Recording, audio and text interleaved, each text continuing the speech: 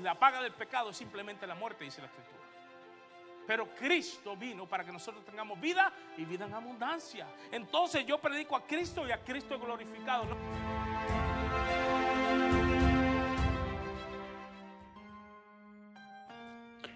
Hoy presentamos Una fe que se vive, 10ª parte. La semana pasada el hermano Oscar estuvo compartiendo la palabra y habló de varios principios, ¿no? En la parte anterior a esta parte de la serie Una fe que se vive, ¿ok? Una fe que se vive, el hermano hablaba de dos sabiduría. Tengo el monitor del micrófono un poco alto. Hablaba de la sabiduría del mundo y la sabiduría de Dios. Y la sabiduría de este mundo tiene una particularidad. Es, sobre todas las cosas, a mí me impresiona cada vez que lo leo. Es terrenal, pero menciona algo. Es diabólica. Es increíble. Dice, bueno, yo no tengo nada que ver con el diablo. ¿Cómo que no? Toda aquella persona que no le pertenece a Cristo, dice la Escritura, que le pertenece al príncipe de la potestad del aire. Y una mente que todavía opera bajo la influencia de ese señor es una mente diabólica. La mente natural del hombre se acerca a la del enemigo, porque vive en desobediencia. Poniendo esto de lado y con este ánimo que les acabo de dar, lo ponemos en perspectiva y en contexto para lo próximo que vamos a predicar en esta serie. Estamos en el sermón número 10, titulado La Guerra Interior. Vamos a estar leyendo Santiago 4, del 1 al 10, ¿ok? Voy a leer estos pasajes, voy a leer solamente los primeros 3 para dar la introducción, luego vamos a ir leyendo todo lo demás. Dice la palabra del Señor en el nombre del Padre, del Hijo y del Espíritu Santo. ¿De dónde vienen las guerras y los pleitos entre vosotros? Está hablando a la iglesia, hermano. Sí, podemos usar este contexto para el mundo, pero en realidad está hablando aquí a la iglesia.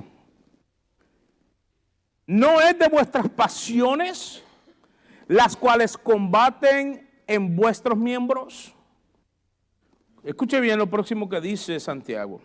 Codiciáis y no tenéis, matáis y ardéis de envidia, y no podéis alcanzar, combatís y lucháis, pero no tenéis lo que deseáis, porque no pedís. Mire bien lo que dice ahora. Pedís y no recibís, porque pedís mal para gastar en vuestros deleites. Una mente influenciada por el mundo es una mente y una persona que va a vivir guiada por sus pasiones y sus propios deseos, que en el 100% van contrario a lo que Dios desea para nuestra vida. Así que otro aspecto que está mostrando o que muestra si una persona tiene una fe verdadera es la manera en que vive frente al mundo. Santiago ya había hablado de esto en el capítulo 1 cuando escribió lo siguiente: la religión pura y sin mancha delante de Dios el Padre es esta. Dice, visitar a los huérfanos y a las viudas en sus necesidades. Pero escuche bien lo que dice ahora. Y guárdese, ¿qué dice? Sin contaminación del mundo. O sea, esto es un tema que lo establece abriendo la carta. Y la enseñanza principal es que no podemos ser amigos del mundo y al mismo tiempo agradar a Dios. Es imposible. Santiago lo dice también claramente en este pasaje, cuando lleguemos al versículo 4, donde dice que la amistad con el mundo es enemistad contra Dios. Así que una persona que realmente ha nacido de nuevo, procura vivir de una manera que honre a Dios. ¿Sí? ¿Qué significa esto? significa apartarse de los valores, los deseos y pecados que dominan a este mundo. ¿Ok? ¿Qué busca entonces si no estas cosas? En cambio, lo que una persona que ha conocido al Señor y vive esta fe, busca vivir con la sabiduría que viene de Dios. Esa sabiduría, como dice Santiago en el capítulo 3, versículos 17 al 18, se refleja de una siguiente manera: en una vida pura, pacífica, amable, misericordiosa y, como dijo, lleno de buenas obras. Las obras no son para alcanzar la santidad, sino por cuanto hemos sido separados y ahora declarados santos en Cristo. El resultado de esta nueva vida debe ser las buenas obras que, según Efesios, Dios preparó de antemano para que usted y yo caminemos en ellas. Así de claro es Santiago. Santiago, cuando escribe esto, no habían otras cartas escritas. No estaban las cartas de Pablo todavía, no estaban las de Pedro, no estaban ni tan siquiera los evangelios o el libro de los Hechos. Se cree que es la primera carta que se escribe cuando la iglesia comienza a surgir. Entonces, Santiago está muy claro en lo que está enseñando, porque eventualmente los apóstoles también lo enseñan, ¿ok?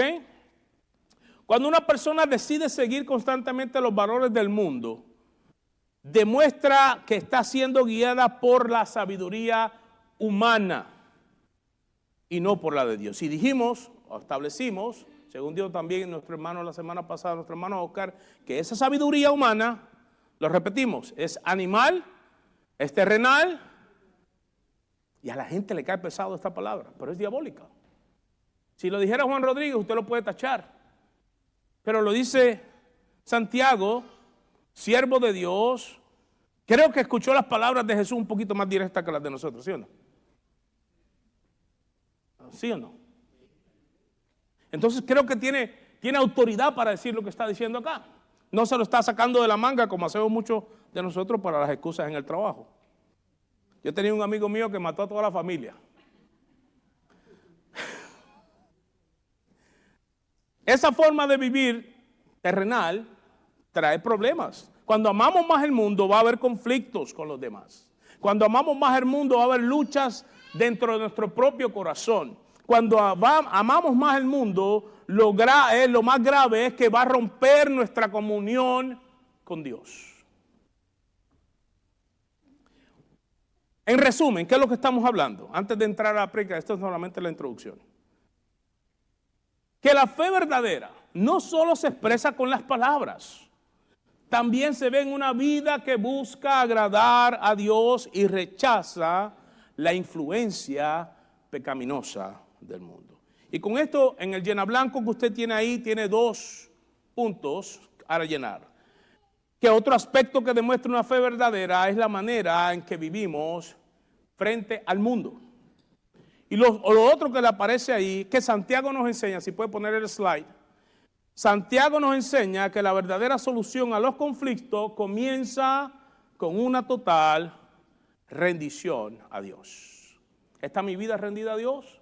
¿O está mi vida rendida a los placeres? ¿Cuáles son las prioridades? Cuando usted quiere saber cómo está su vida, usted pone sus prioridades delante de usted. ¿Qué es lo primero para usted? ¿Dónde usted nunca falla? Aunque se esté muriendo, ¿dónde usted nunca falla? Esa es su prioridad. Simple as that.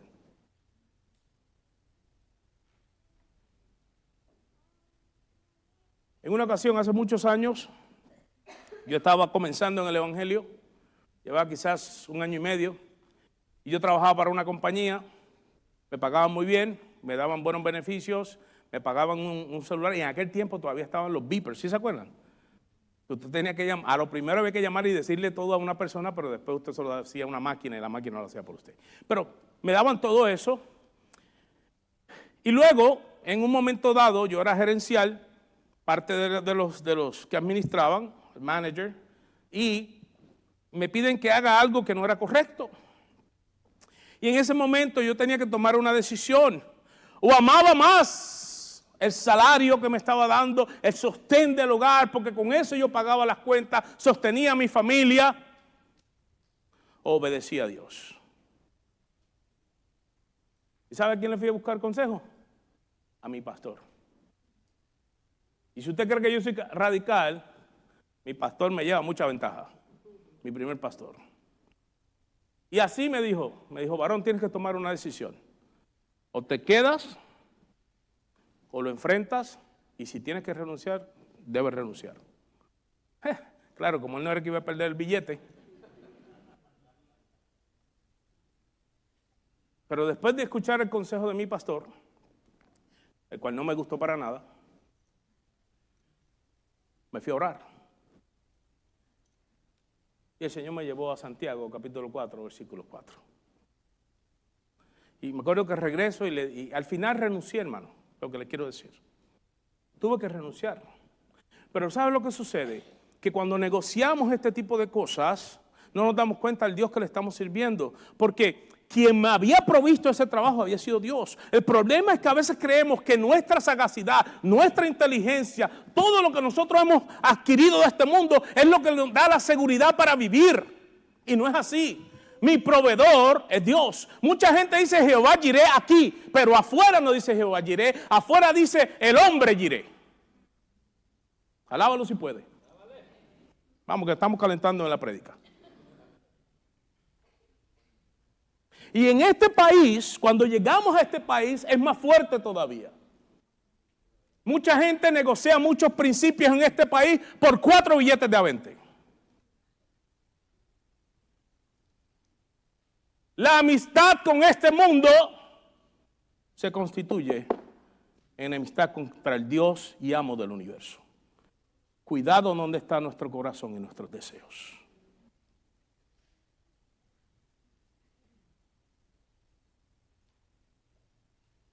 Esto nos lleva al primer punto. ¿Qué hablan estos primeros 3 versículos? Los conflictos externos, mi querido hermano, nacen de los conflictos internos. Santiago comienza con una pregunta que confronta directamente a sus lectores. Dice, ¿de dónde vienen las guerras y los pleitos entre ustedes? La respuesta no apunta a las circunstancias, ni apunta a las personas, ni tampoco apunta al ambiente. Apunta a nuestro corazón. Los conflictos externos, mis queridos hermanos, son simplemente el reflejo visible de una batalla invisible que ocurre dentro de nosotros. Muchas veces hay gente que dice, se me salieron las palabras. Si se te salieron, quiere decir que ya las traías adentro. Apunta eso en el bosquejo. La palabra que Santiago utiliza para pasiones aquí, en estos primeros versículos, y para deleites, es hedoné. Y describe deseos intensos que buscan satisfacción inmediata.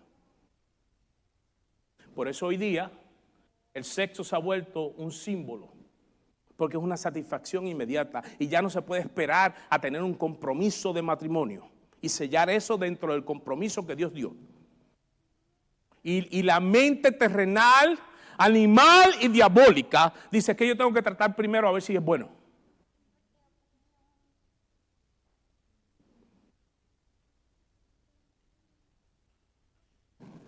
Había una canción hace muchos años que decía, se ven las caras. No es cristiana la canción, ¿ok? Es de un señor que se llama Rubén Blades. Pero dentro de esa canción dice que había la gente que se mudaba a la ciudad de Nueva York. Y de momento vendían lo que eran por un billete. Es lo que dice la canción. Mire, mi querido hermano, si el cristiano debemos entender de dónde están saliendo los conflictos. Salen de nuestro corazón. De ahí donde está el problema. Buscando una satisfacción inmediata. Buscando tener el televisor más grande, el mueble más grande, el carro más lujoso, el último carro. ¿Sí? Yo no me imagino a la iglesia primitiva en Estados Unidos. Porque aquí nosotros somos como el mono. rascamos para adentro. Estoy hablando en términos generales. Mientras que la iglesia primitiva, muchos de ellos vendían de las propiedades, porque sabía que esto aquí es temporero.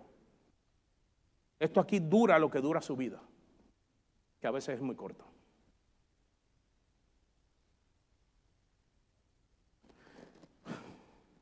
No todos los deseos del corazón, mis queridos hermanos, son malos en sí mismos.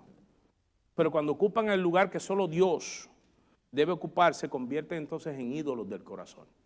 Por eso es que hay conflicto. Entonces cuando eso sucede, dejamos de buscar la voluntad de Dios y comenzamos a exigir que nuestras propias expectativas sean cumplidas. Es lo que dice ahí. Pedís y no recibís porque pedís mal. Piden para sus deleites. Gálatas 5, los que están viniendo a los estudios, sabes que tocamos un poco de esto. Porque Gálatas 5 del 16 al 17 nos dice a nosotros, digo pues andad en el Espíritu y no satisfagáis los deseos de ¿qué?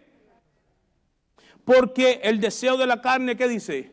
Es contra el Espíritu y el del Espíritu es contra la carne y estos se oponen entre sí para que no hagáis lo que quisierais. Esa es la lucha que traemos. Jeremías capítulo 17 versículo 9 dice, engañoso es el corazón más que todas las cosas, escuche bien, y perverso, ¿quién lo conocerá?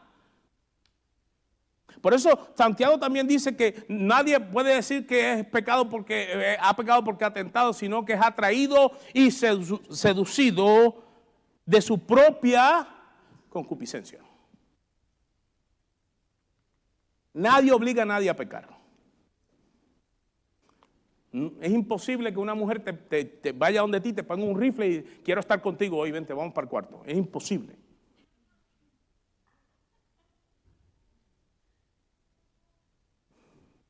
Varón, no me venga con ese cuento. Hermana, nadie le puso a usted una escopeta doble cañón y decir, ve y habla y riega el chisme por todas partes.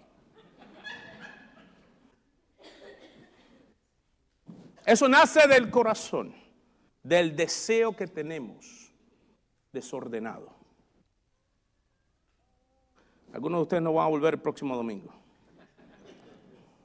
Pero el profeta Jeremías declara que el corazón humano es engañoso y es perverso y muchas veces pensamos que el problema está en la actitud de otros, cuando en realidad quiere mostrarnos que el verdadero campo de batalla está en nuestro interior. Pablo también describe esta lucha en Gálatas 5. La carne desea una cosa, el espíritu otra. El creyente vive diariamente en esa tensión. Cuando nosotros permitimos que ese orgullo, mi querido hermano, porque sí llega el orgullo, cuando la ambición de tener más, cuando el deseo de reconocimiento porque quieren ser famosos o porque la envidia gobierna en el corazón, inevitablemente surgirán conflictos. No solamente en el hogar, sino en la iglesia, en el trabajo y en cualquier tipo de relación que usted se envuelva. Antes de señalar a otros responsables de nuestros problemas, debemos permitir, mi querido hermano, que el Espíritu Santo examine nuestro propio corazón. Muchas discusiones, mi querido hermano, no comienzan por diferencias importantes, sino porque nuestro ego ha sido herido o nuestros deseos no fueron satisfechos. Para los que están siguiéndome allí en blanco, los 2 puntos son los siguientes. Los conflictos visibles son el reflejo de una batalla que ocurre en el corazón y cuando nuestros deseos ocupan el lugar que pertenece a Dios, producen conflictos. Lo otro que vemos dentro de este primer punto es que los deseos egoístas afectan nuestra relación con Dios. Hemos tocado parte de eso. Dios, mi querido hermano, no responde las oraciones simplemente porque pronunciamos palabras. Hay gente que dice, no, si tú haces esta oración y te dan un método de oración, te va a ir bien. O sea, como dijo una vez alguien que yo conozco, bucho y pluma nomás, eso es paja lo que está hablando, hermano. Eso no hay oraciones. De hecho, el Señor nos prohíbe que hagamos vanas repeticiones.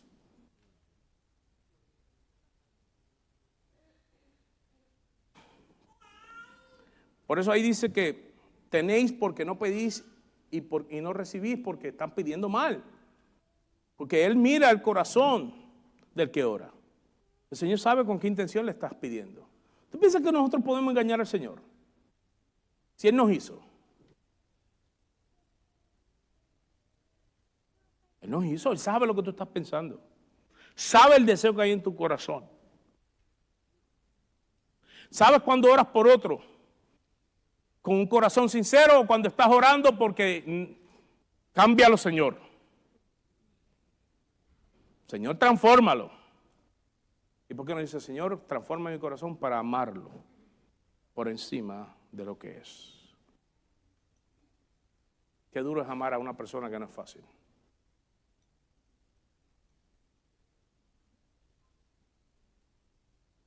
Qué duro sacrificarse por alguien que no se lo merece. Mas Dios muestra su amor por nosotros, decía nuestro hermano en la clase, en que siendo aún pecadores, Cristo murió por nosotros.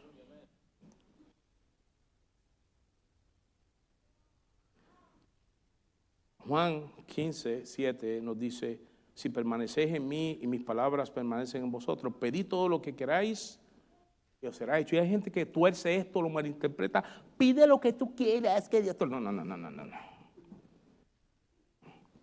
Andan picando fuera del hoyo. Disculpa, usted sabe que yo soy de campo y digo las cosas así.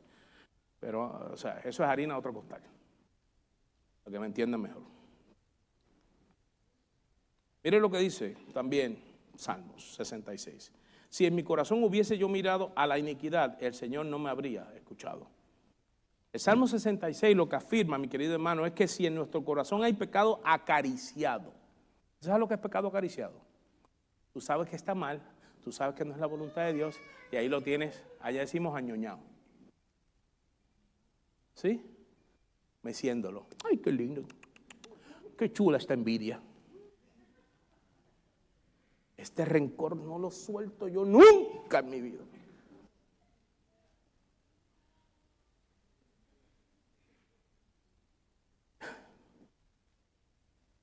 Nuestra comunión con Dios, mi querido hermano, se ve afectada cuando eso sucede. Jesús enseñó en Juan 15, lo que está diciendo, es que una vida de comunión con Él transforma incluso aquello que pedimos.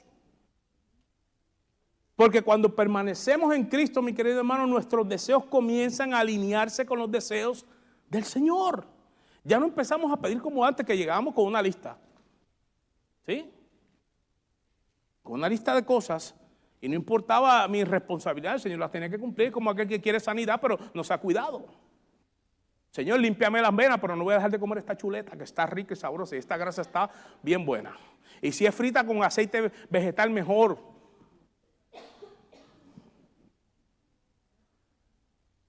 Entonces vaya y le recetan Atorvastatin como lo que me recetaron a mí.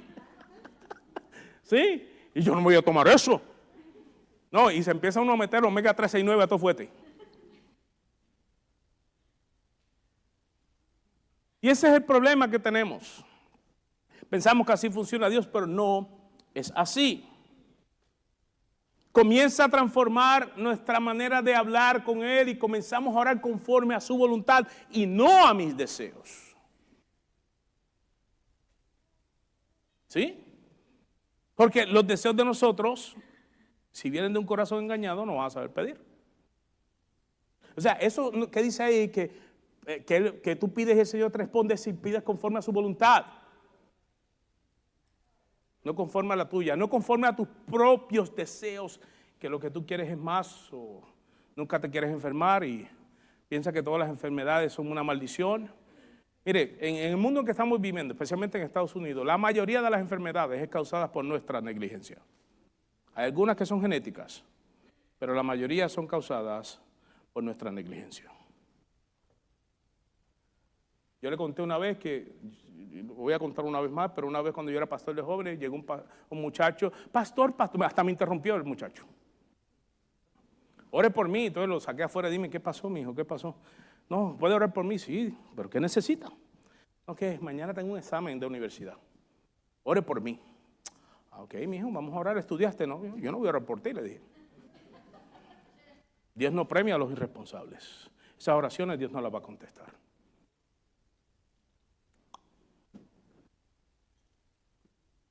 No podemos vivir conforme a la carne y esperar que el Señor conteste nuestras peticiones.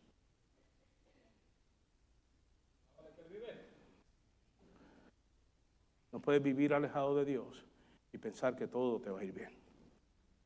Solamente a los que aman a Dios, dice Romanos 8:28. A los que aman a Dios. Esa es la condición de la promesa. Es como en los funerales. Aquí en Estados Unidos cualquiera se muere y todo el mundo va para el cielo. Parece que ya no es por causa de Cristo, sino por causa de la ciudadanía norteamericana. Pero la Biblia dice muy claramente, para todo aquel que en Él cree. Ahí no hay títulos. Ahí no es que yo le pertenecía a los bautistas, a los pentecostales, a los católicos, al que fuese. Ahí dice Cristo. Entonces, recibirás vida eterna. Lo demás es cuento de camino. Déjame le bajo un poquito que me está mirando serio. La oración entonces deja de ser un intento, mi querido hermano, de convencer a Dios de hacer nuestra voluntad y se convierte en un medio por el cual Dios transforma nuestra voluntad para que desee lo que Él desea. Entonces,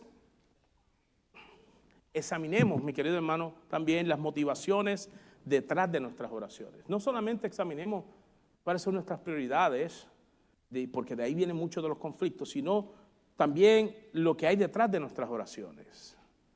Deberíamos preguntarnos, y es bueno de hecho preguntarse, ¿por qué estoy pidiendo esto? ¿Por qué le estoy pidiendo esto al Señor? ¿Sí? ¿Por qué le estoy pidiendo al Señor que me ayude a rebajar 20 libras, pero sigo comiendo hasta las tantas de la noche donas o tacos o sándwiches de pastrami que son riquísimos? Háblame, Señor. ¿Por qué estás pidiendo eso? ¿Por qué estás pidiendo que cambie a tu marido cuando la Biblia dice que te lo ganes con el ejemplo? Varón, ¿por qué estás pidiendo tanto que el Señor cambie a tu mujer si lo que te dice es que la ames y que le muestres el sacrificio de Cristo con tu servicio? Y todavía tengo más herramientas para seguir apretando, pero bueno. Eso es para que nos demos cuenta a veces de dónde estamos parados. Y no lo digo por acusarlos a ustedes, lo digo porque yo mismo me pillo pidiendo cosas que no están bien.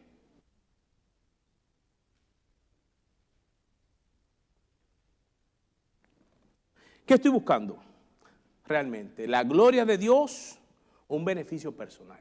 Porque me conviene. ¿Usted cree que le convenía a Pablo estar en la cárcel? ¿Usted cree que le convenía? ¿Usted cree que le convino un apedreamiento a Pablo? Pero fue la voluntad de Dios.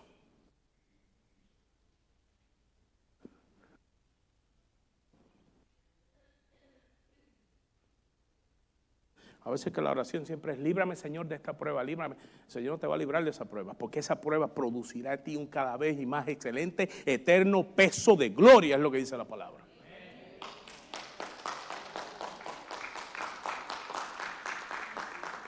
You have to go through.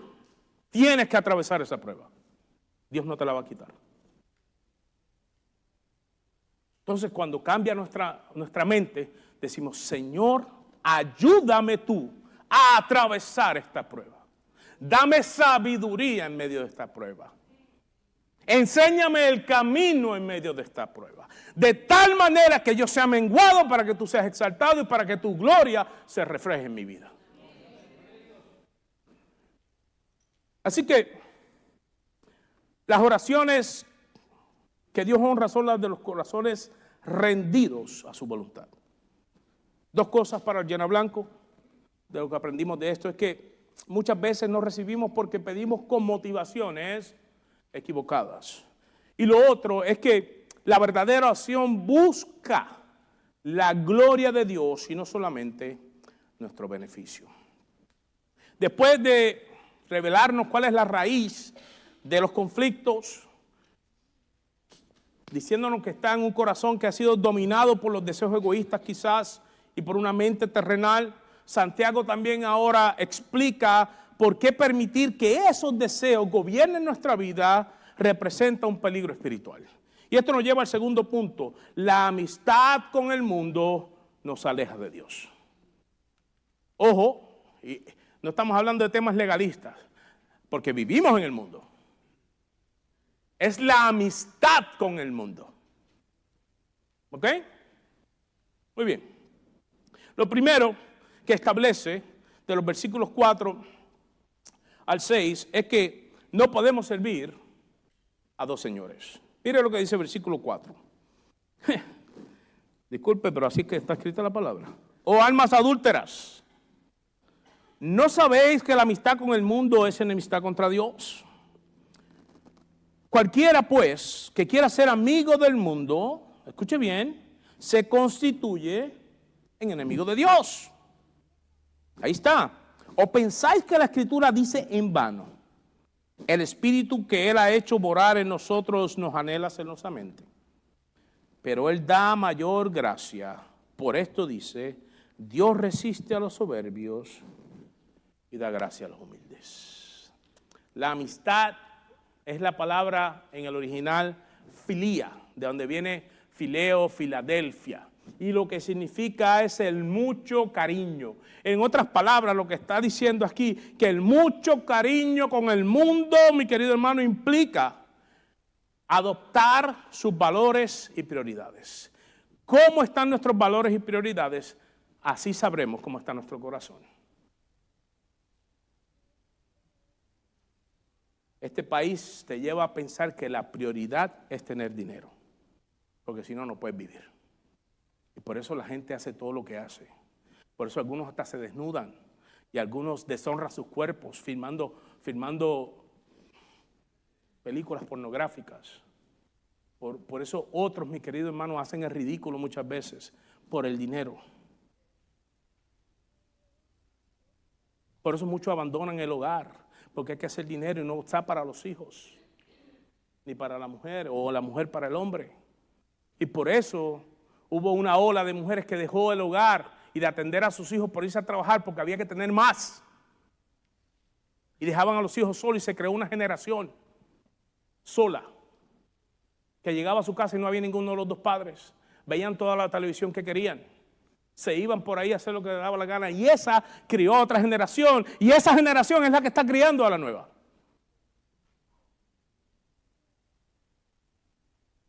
Por el mucho cariño con los valores y prioridades del mundo. No estoy diciendo que está mal que usted trabaje, no estoy diciendo que está mal que usted tenga sus cosas. El problema está cuando dejamos que eso gobierne nuestra vida. Que no hay otra prioridad en nuestra vida, sino cumplirle al jefe, aunque no le cumpla a Dios, que fue el que hizo el jefe, me hizo a mí, hizo este mundo, hizo el universo y es el salvador de mi alma. Pero él pasa a un tercer o cuarto plano.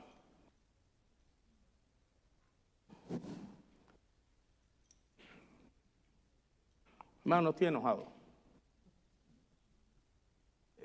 Es que el Señor pone así las cosas en mi corazón, es mi carácter.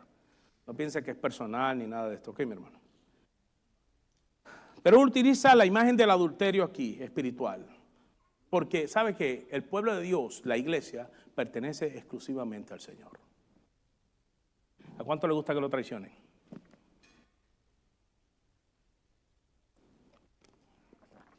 ¿Eh? ¿Cuánto le gusta que sus parejas anden con otro o con otra?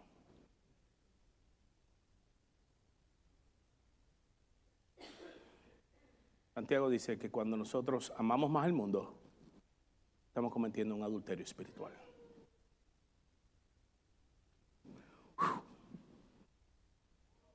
La amistad con el mundo no significa tener, mi querido hermano, amistades con personas inconversas, sino adoptar la forma de pensar, los valores, las prioridades de un sistema que está viviendo de espaldas a Dios. Entonces cuando la iglesia comienza a negociar, no, el aborto no es asesinar, el aborto deliberado, no. Eso no es asesinar, eso es la opción porque es el cuerpo de la mujer. Si fuera el cuerpo de la mujer o del hombre, nunca se moriría, no lo dejaría morir. Pero lo vas a tener que entregar y la tierra se lo va a comer, porque es de aquí y le pertenece al que hizo las cosas. Pero empezamos a negociar. Amor es amor. No importa si este hombre, mujer o mujer, entre caballo y la otra, y ahora no se sabe ni cuál es cuál, mi querido hermano, porque esto se ha vuelto un despelote.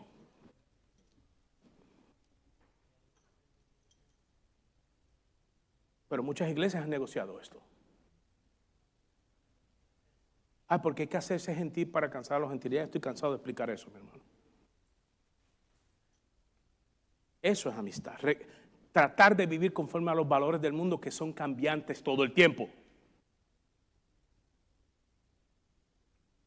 Mire, si son cambiantes, somos cambiantes hasta los... Usted no se acuerda, mi querido hermano, que antes no le decía a uno, no puedes comer mucho huevo, porque el huevo te manda el colesterol a las nubes. Ahora no, ahora te dice que te metas un huevo hervido a cualquier hora del día, porque es proteína, es bueno. No fría las cosas en manteca animal, porque eso se te forra las venas. Y resultó ser que el problema más grande era el otro, era el aceite vegetal. Y así somos cambiantes. Por eso nos tenemos que permanecer en lo que Dios ha establecido, que es la verdad. Y es lo que nos lleva a toda verdad. Pero esa amistad con el mundo nos empezamos a negociar. No, está bien, bueno, después que se amen, aunque vivan y no firmen un papel. Hay gente que tiene un papel y después le firma y se divorcia. Eso es puro cuento. Eso es como, no, si no está mal que le deje un tiro, le deje una puñalada, es lo mismo. Entonces, ¿no está mal?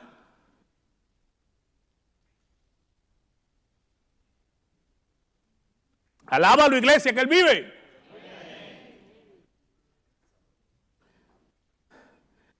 El mundo lo que promueve es el orgullo, el éxito personal por encima de la obediencia.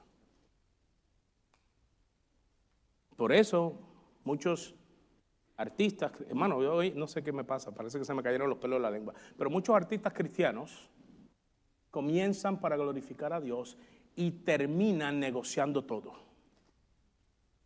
Estos días vimos uno, no voy a decir quién fue ni nada, pero me impactó porque anda exhibiendo su vida de lujo. En Venecia, con zapatos Gucci, enseñándolos en las redes. Se hizo trasplante de pelo y estaba enseñando su trasplante de pelo. Ese sí me dio envidia.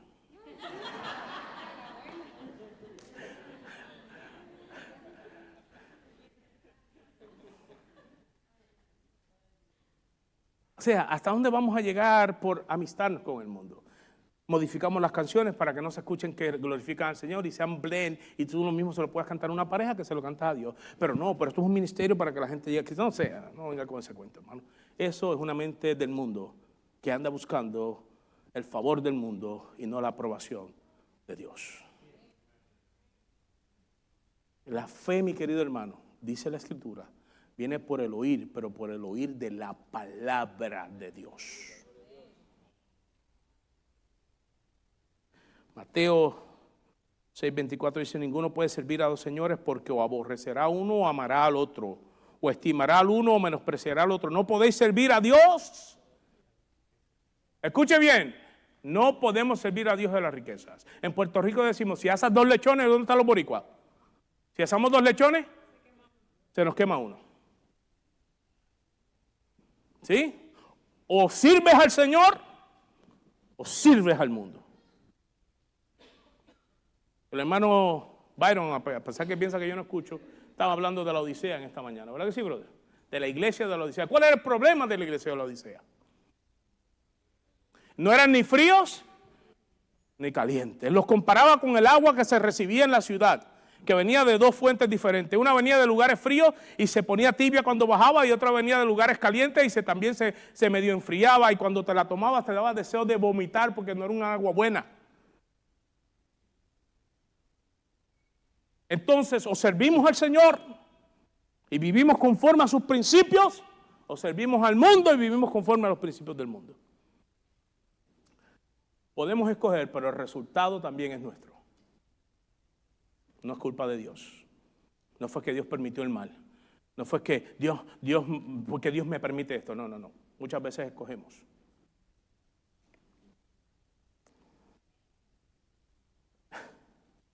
Tarde o temprano uno dominará sobre el otro, mi querido hermano. Por eso Pablo añade que no debemos conformarnos a este siglo. Cuando dice este siglo, es esta manera de vivir de este mundo, de los principios y los valores que este mundo promueve, sino permitir que nuestra mente sea transformada por la palabra de Dios. Romanos 12:2 dice, no os conforméis a este siglo, sino que dice, transformaos por medio de la renovación de vuestro entendimiento, para que comprobéis cuál sea la buena voluntad de Dios, agradable y perfecta.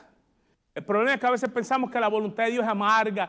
Ay, a mí me gusta más por acá, pero la voluntad de Dios es buena, es agradable, es perfecta, mi querido hermano, porque está llena de bendición.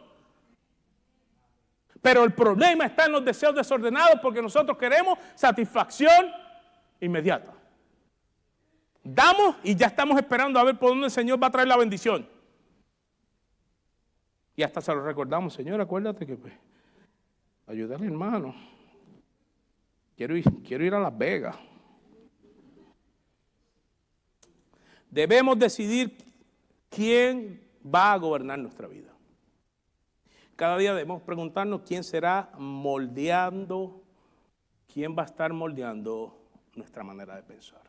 ¿Quién moldea nuestra manera de pensar? ¿La opinión de CNN, de Fox, o la de un youtuber o de un influencer? Ha habido gente que me dice, es que yo escuché un influencer que habló.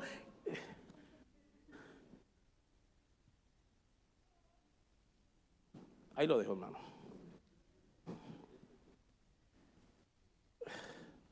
La cultura que nos rodea, o es la palabra de Dios la que nos está moldeando.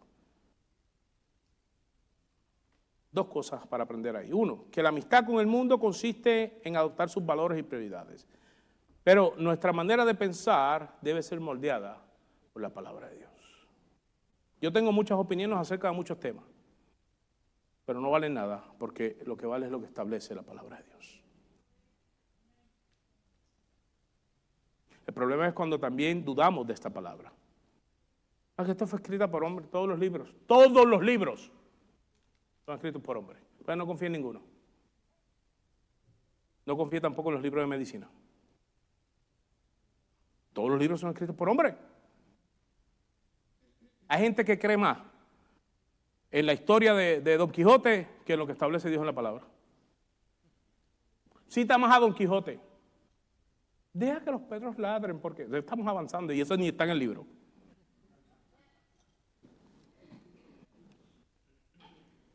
Pero ahí también nos dice que Dios da gracia a los humildes.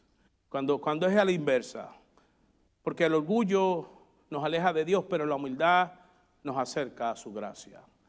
Después de confrontar el pecado, Santiago presenta esta maravillosa esperanza, mi querido hermano. Pero Él da mayor gracia. Y esa es la esperanza de nosotros.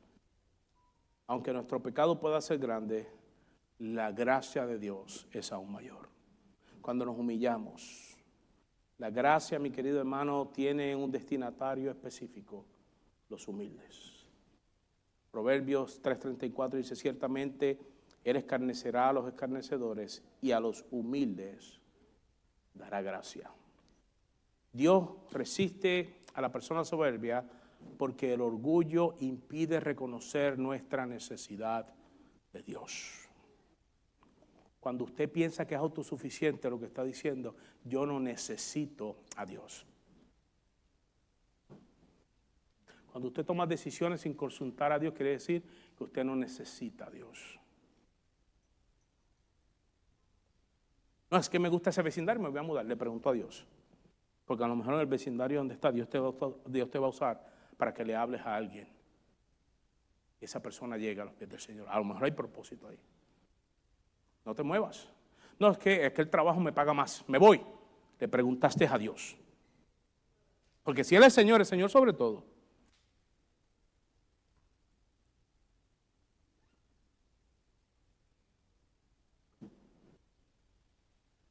Ay, ese hombre tan elegante, le preguntaste a Dios. O esa mujer que se ve tan bonita, le preguntaste a Dios.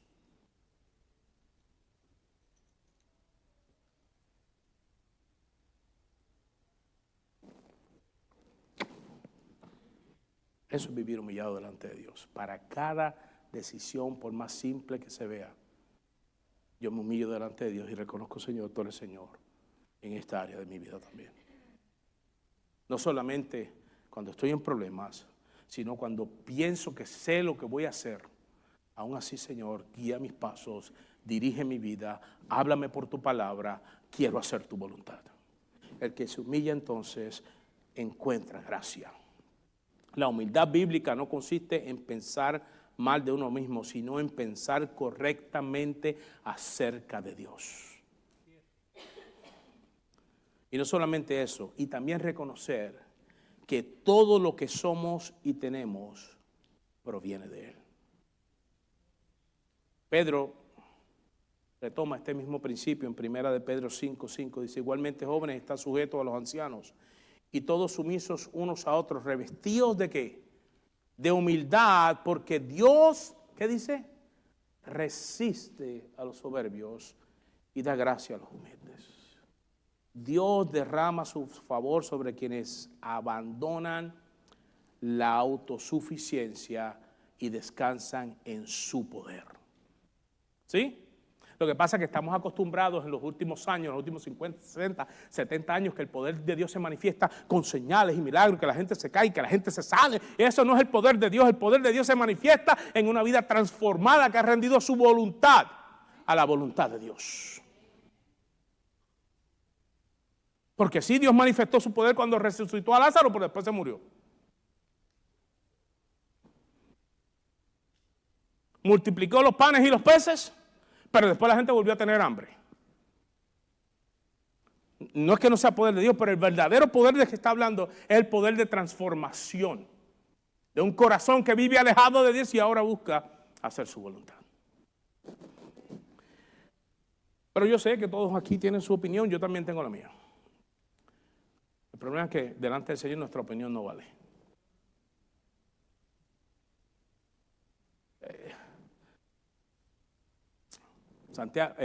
Daniel capítulo 4 versículo 35 dice que Él hace como Él quiere. Es más, dice, los habitantes de la tierra. ¿Quiénes son habitantes de la tierra? Usted y yo. Usted y yo. Y todos los animales también. Dice, son como nada. Y Él hace como Él quiere. En el ejército de los cielos, en los habitantes de la tierra, y no hay quien detenga su mano ni le pregunta qué haces. El orgullo nos lleva a pensar que nosotros sabemos más que Dios. Yo lo hubiese sanado, pero el Señor no lo sanó.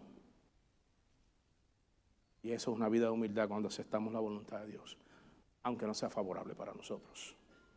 Eso es vivir en humildad.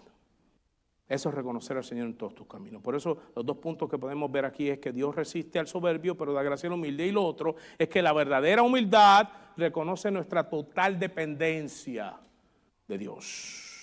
Y una vez que identificamos el problema y que hemos mostrado el peligro de hacer esa amistad con el mundo, Santiago va a concluir señalando el único camino que conduce a una verdadera restauración espiritual.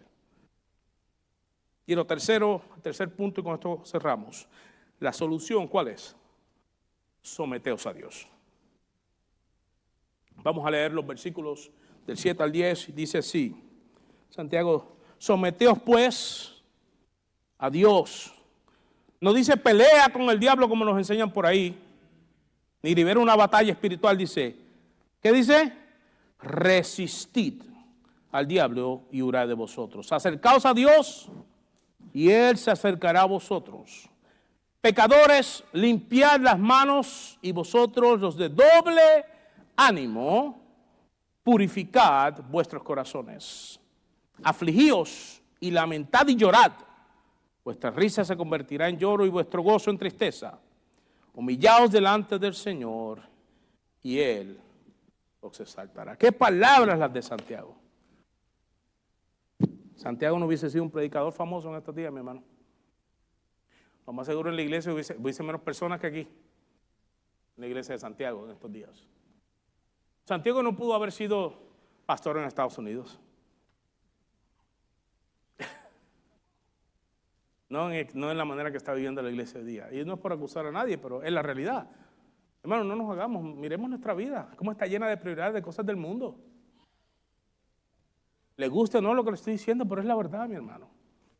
Es como decir que cuando salga está caliente, así es la realidad. Resistir al diablo y acercaos a Dios es lo que dice Santiago. Santiago presenta una serie de imperativos, mi querido hermano, que describen el camino del arrepentimiento. Sométanse a Dios. Resistan en la obediencia, es lo que está diciendo. Nos han vendido las guerras espirituales. No, que tienes que reclamar. No, mi querido hermano, yo no tengo que reclamar nada porque mi Dios ya ganó la batalla. La palabra dice que Él tomó el acta que nos acusaba a nosotros primeramente y la clavó en la cruz. Ya estamos salvos en Cristo. Pero no solamente eso, también dice que Él exhibió a sus enemigos públicamente triunfando sobre ellos en la cruz del Calvario. Mi vida está sometida al Rey. Yo obedezco al Rey y Él me da la victoria, no la busco yo. El enemigo está vencido y su final es el lago de fuego. Yo resisto en la obediencia. No resisto haciendo oraciones especiales. Ni 70 días de ayuno para que la gente se impresione. Y no estoy diciendo que ayunar es mal. Si usted quiere hacerlo, hágalo conforme lo establece la palabra en su aposento. Tranquilo, no ande haciendo alarde. Busque a Dios. Pero recuerde que la victoria es del Señor. Que el someterse a Dios me ayuda a resistir. Pero cuando negocio los principios, cuando dejo que las batallas internas gobiernen mi vida, entonces me hago amigo del mundo y me constituyo en enemigo de Dios. Y Dios resiste a los soberbios, pero da gracia a los que se someten a Él. Solo después de someternos a Dios podemos resistir eficazmente. La victoria sobre Satanás nunca depende de nuestra fuerza ni de nuestra voluntad, sino de permanecer firmes en Cristo. Por eso hay un cántico que dice: Cristo, la roca, el ancla de mi fe. La iglesia ha movido el ancla y la ha puesto en la arena del mundo. Y la ha quitado de la roca eterna que es Cristo Jesús. Y a la iglesia no le gusta que le hablen así. No nos gusta, nos incomoda. Hasta que queremos los beneficios. Hasta que queremos que Dios responda. Hasta, como decimos en el campo allá en Marrueño, hasta que se le tuerce el rabo a la puerca. Hasta que el Señor entonces toca mi cuerpo y creo que me voy a morir. O cuando me quita aquel trabajo y ya no consigo trabajo y tengo una necesidad. Ay, Dios mío, ¿dónde estás? Mucha gente en sus países está muy conectados con Dios, pero llegaron a este país y se olvidaron del Dios que los trajo con bien a este país y que los ha prosperado y que han obtenido cosas que nunca soñaban tener en su propio país, y aquí viven adorando un billete de a 20 o a un sistema o a un presidente o a otro presidente.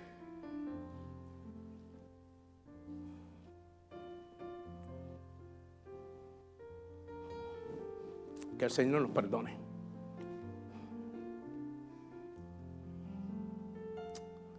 Efesios 6:11 dice: vestidos de toda la armadura de Dios, para que podáis estar firmes contra las acechanzas del diablo.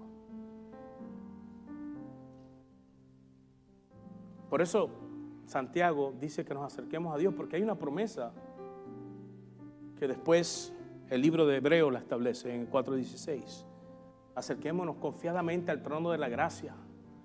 Allí hay oportuno socorro para nosotros. El problema es que corremos a abrazar las cosas de este mundo en vez de correr allí a ese trono de gracia, donde hay restauración, donde hay perdón, donde Dios te levanta, donde Dios te habla. Cuando tú te levantas de orar y vas a la palabra, Dios te va a hablar y va a edificar tu vida. Y muchas veces nos va a confrontar. Pero eso, mi querido hermano, va a producir una transformación en nuestro corazón. Eso va a hacer que nosotros no miremos las circunstancias, sino que miremos a aquel que reina por encima de las circunstancias. Nos pasará entonces como le pasó a Isaías, que dijo que en el año en que murió el rey Usías, él pudo ver al Señor sentado en un trono alto y sublime, y sus faldas llenaban el templo. El rey terrenal había muerto, pero el rey de gloria sigue en su trono, mi querido hermano.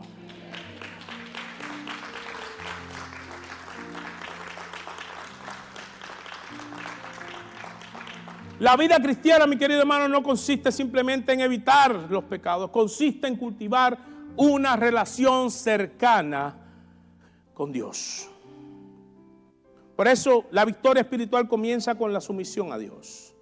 Y cuando nos acercamos a Dios, Él se acerca a nosotros. Y la humildad conduce a la exaltación. Humillaos delante del Señor y Él os exaltará.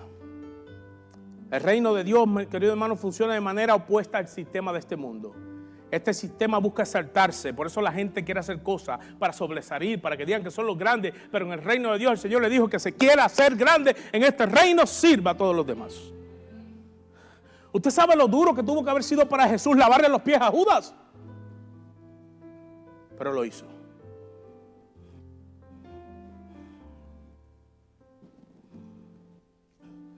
Pasajes de los que mucha gente no quiere predicar.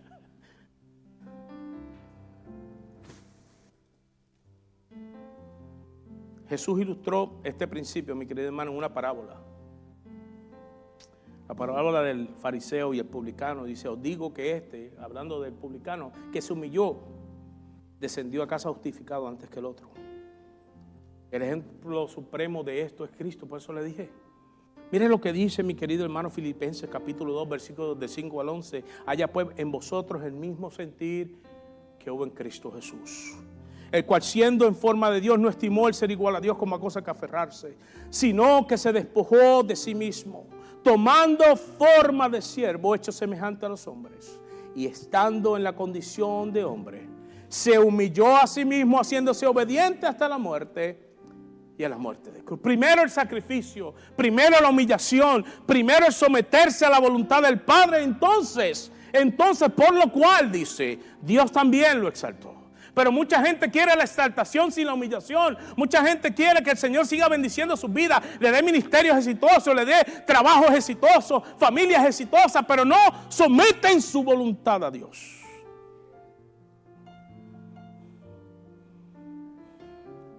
Y se emocionan en los cultos. Y saltan y dicen gloria a Dios porque les llegó la canción. O porque una verdad bíblica de pronto les pegó, pero saliendo por esa puerta entra la amnesia espiritual, que es una enfermedad que corroe a la iglesia hoy día. Entonces el Señor le tiene que dar una pastilla de la memoria, una prueba que no puedes superar, para que te acuerdes que es el que reina sobre tu vida y la mía. Te lleva a la pared, al rincón. ¿Y ahora para dónde vas? Y no queda otro remedio que doblar las rodillas y decir, Señor, aquí estoy, perdóname. Puse la mirada en lugares donde no podía. Pero Él da gracia cuando hace eso. Por lo tanto, Dios lo exaltó al Señor y le dio un nombre sobre todo nombre, para que en el nombre de Jesús se doble toda rodilla de todos los que están en los cielos y en la tierra y debajo de la tierra, y toda lengua confiese que Jesucristo es el Señor, para la gloria de Dios Padre. Al final, mi querido hermano, el humillarse delante de Dios traerá gloria al Padre. No me va a traer gloria a mí, pero al Padre sí. Por eso Juan el Bautista dijo, es necesario que yo mengüe para que Él crezca, para que Él se enaltezca. Es necesario que los deseos de nuestro corazón mengüen delante de la cruz del Señor.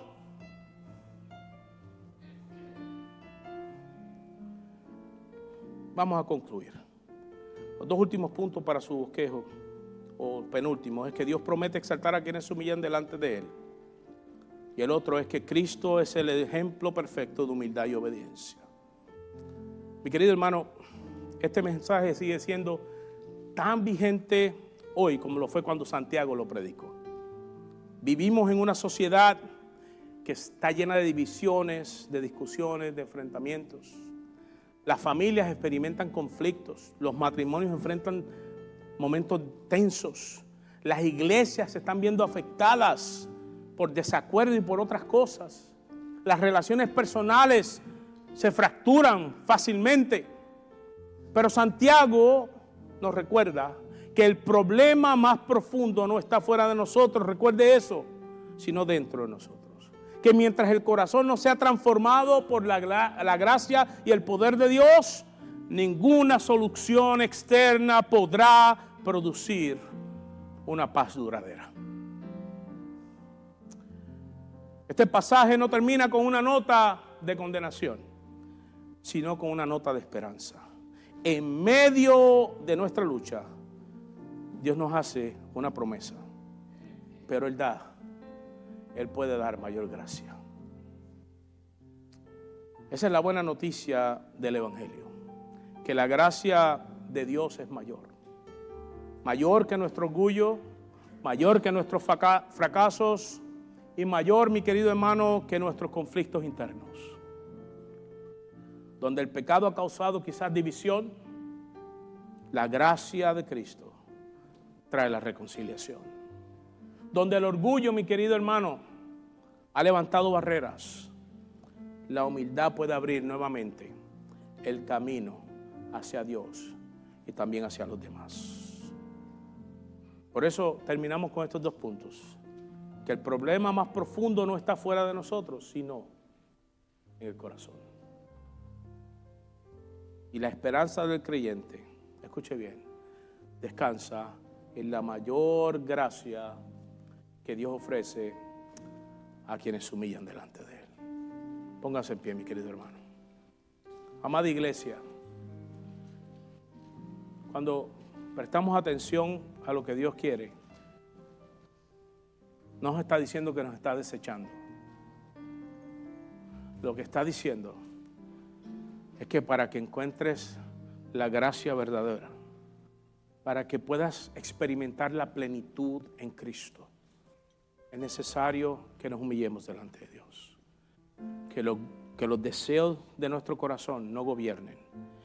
Y que si vamos a caminar, no podemos caminar conforme a lo que el mundo ofrece, sino a lo que Dios establece en su palabra, la cual es verdad. Un día el cielo y la tierra pasarán, pero su palabra no pasa porque es eterna. Desde la eternidad y hasta la eternidad Él es Dios. El Cordero ya había sido inmolado, preparado antes de la misma fundación del mundo. Él nos precede a todos. ¿Vale la pena vivir en humillado al Señor? Claro que sí. ¿Vale la pena preguntarle todo al Señor? Claro que sí. ¿Vale la pena renunciar a los principios que el mundo nos enseña para vivir conforme a la voluntad de Dios? Claro que sí. Pastor, es que es tan difícil, es que yo veo que la gente goza tanto afuera. Ese gozo es pasajero. Quítale eso a ver si se quedan con gozo. Pero yo he visto gente que enfrentando la muerte se van con gozo. Yo he visto gente que ha sido diagnosticada con cáncer. Y al momento de irse dice, estoy en las manos del Señor, nos vemos en la gloria.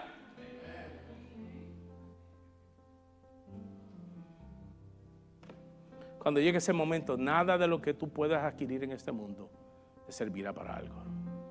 Solamente la esperanza que Cristo ofrece y una vida humillada delante de Dios. Señor y Padre, damos gracias por tu palabra en esta mañana. Porque tú eres santo, eres bueno, eres maravilloso. Y tu voluntad, Señor, es agradable y perfecta. Nuestra carne se revela, pero Señor, cuando nos humillamos, tú nos muestras que has vencido y que también vences nuestra carne. Señor amado, no queremos menospreciar a las personas, pero tampoco queremos la amistad de un mundo que vive de espaldas a ti. Señor, ayúdanos a amar las almas, a amar a aquellos que están perdidos. Señor, sin tener que practicar lo que practican, pero Señor amado, viviendo para ti en este mundo. Tu palabra nos declara que nosotros, tu iglesia, somos columna y baluarte de la verdad en este mundo. Somos la sal de la tierra y somos una luz que alumbra en medio de la oscuridad. Cuando la iglesia, Señor, vive así, Padre, tú cumples estas promesas. Gracias, Señor. En el nombre de Cristo Jesús. Amén.